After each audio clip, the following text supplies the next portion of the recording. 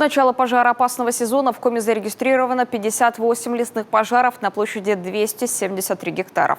Сегодня действующих возгораний нет. На патрулировании задействовано 6 воздушных судов. На особом внимании центральные районы и север республики.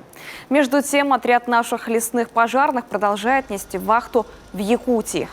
Продолжают работать на сегодняшний день 50 человек парашютистов и десантников и обеспечивать и бороться с довольно сложной ситуацией, которая у нас сегодня в стране происходит в Якутске.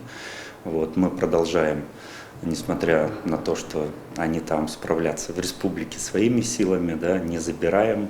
Якутия очень просит их оставить, очень благодарно относится к их труду и профессионализму. Сегодня в Коми заключено 30 контрактов с добровольцами, которые на случай сложной ситуации придут на помощь профессиональным лесным пожарным.